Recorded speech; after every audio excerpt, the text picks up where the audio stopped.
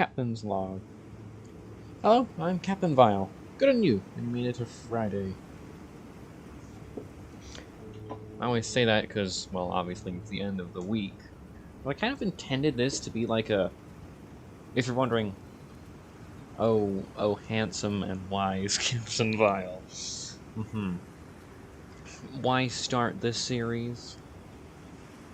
Well, the inspiration behind it was the VORW podcast, which if you don't know what that is, you know the guy who's in suits, like business suits, like he's from the 40s, and he reviews McDonald's? That's the Report of the Week. And the VORW podcast is the voice of the Report of the Week podcast. And it's pretty relaxing. I listen to it while I animate and draw and whatnot. Pretty good podcast, radio station he does. And this is separate things, but I digress. As well as Wally Wingert, Wally's Week, from I don't remember the name of the website. It's on his Twitter. Wally Wingert. You may know who Wally Wingert is if you watched the How Riddler's Riddler videos and paid attention to the voice actor segment, because he is the voice, amongst many other characters, of Arkham Riddler. So, yeah, no, I've had an interest in him. I went to his website. He does this like stop motion thing, and he also does a Wally's Week, which is a log of his week. Apparently, he does a lot of jogging, and has an anti-gravity chair, which I don't know what is, and have not looked into getting. He also has the VORW podcast and Wally's Week. Well, he doesn't really talk about it on Wally's Week. Has fan mail, which I've considered doing as part of this, maybe. I don't really think people watch it that much, or at all, compared to the others. I'll tell you that. Excuse me. I've just finished drinking my glass of Pepsi, so I'm burping a lot.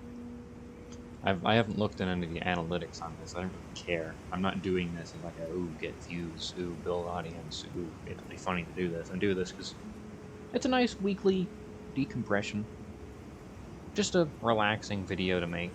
But I don't talk about my week during it, which I kind of intended to do. I kind of talked about... I had topics I wanted to talk about. But my week was alright. I've had some sleeping trouble. That's not to say I've not been sleeping. That's just to say, so I go to bed at 10 p.m. after commenting on the video that goes uploaded. I do that because I have it scheduled to US time and not UK time, because I'm very busy and I don't have the time to upload it at 4 where I am, but I can do it at 4 where I used to live. So it goes up at 10 p.m. for me. I comment on it, and then I go to sleep. And then I wake up at 2 in the morning. This has happened several times this week. I wake up at 2 in the morning. I've just slept for 4 hours. But, I can't get back to sleep because I've just slept. And I'm hungry.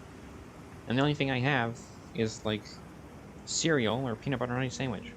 So if I eat, I'll be kept up. And I can't go to sleep because I can't just sleep because I'm hungry.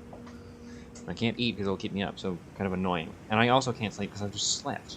But I've just woken up in the middle of the night. And this happens so many times. And it's not like a noise. Maybe it's something with my circadian rhythm. Maybe. I really don't know. I guess my classes, it's just weird. I go to sleep at 10, wake up at 2, just begrudgingly have consciousness until I don't anymore, which is normally around 4 or 5. Then I get up at about 6 or 7, and then I go to class. So it's weird. But whatever. I had a decent week. Nothing stood out too much. I'm gonna start working on a project for school, 2-minute film project. I should, as soon as I'm done recording this, go do risk assessment. I gotta do the risk assessment in order to book the cameras in order to go start filming with my friends.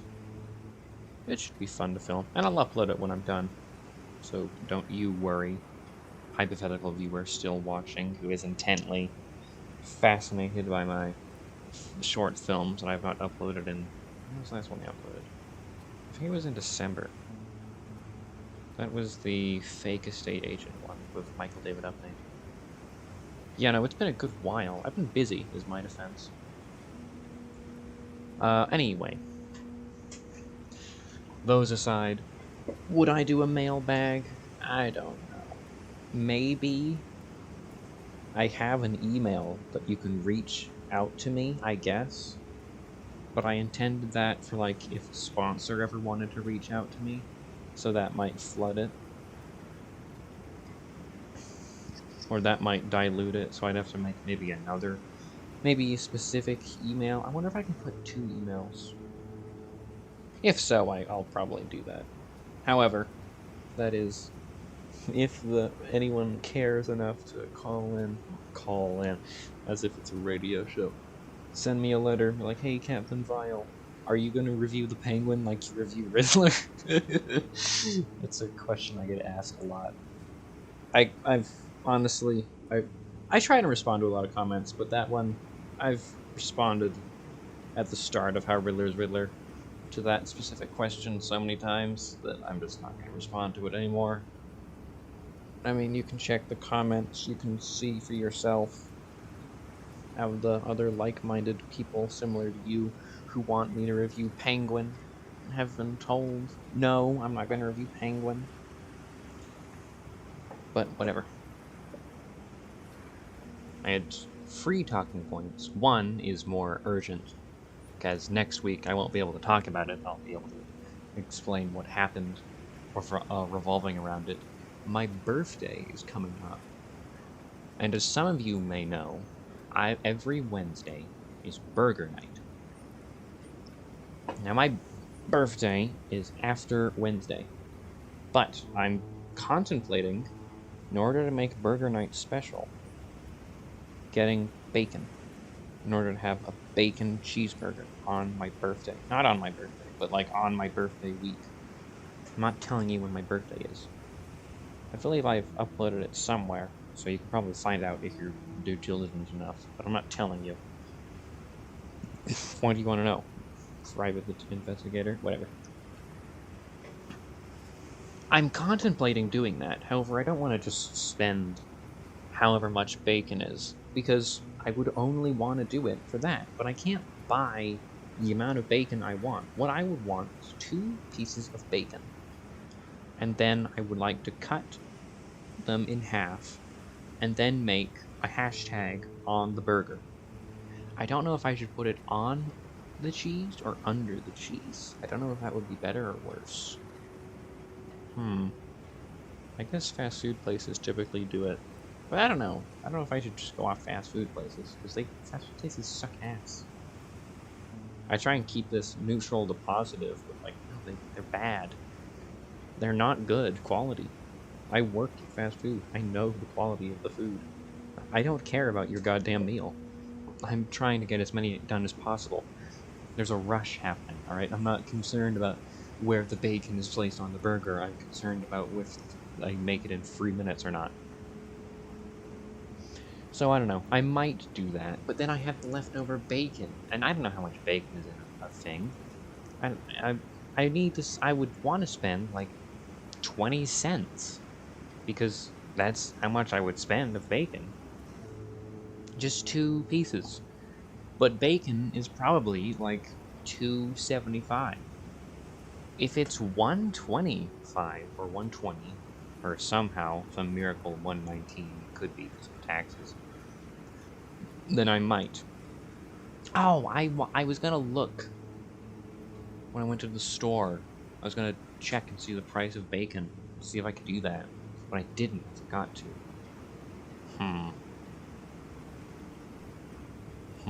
I don't want to walk to the store just to see the price of bacon and not get anything.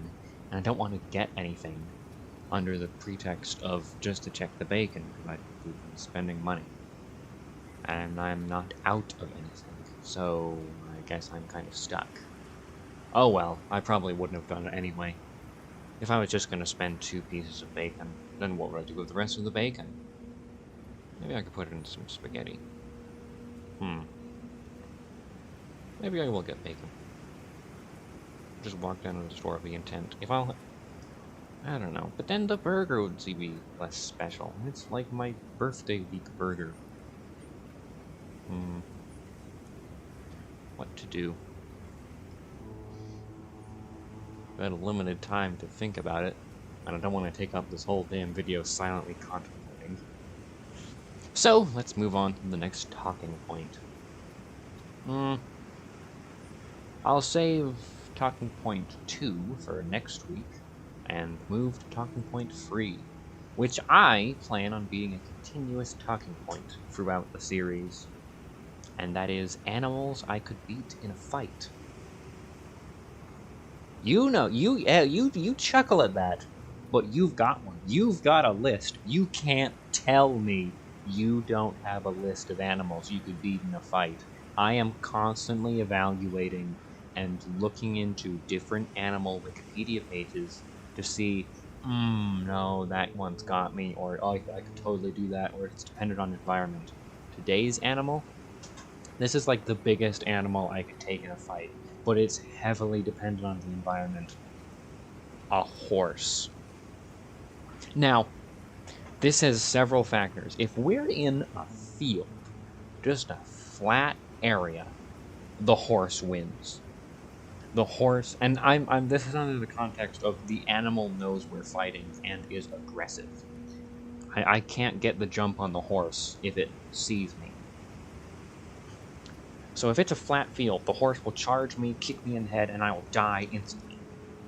But if we're in a wooded area, or if we're in, like, a stable ground, and I can, like, you know where, like, the horse pen that the horses are in? And this is a fight to the death, by the way.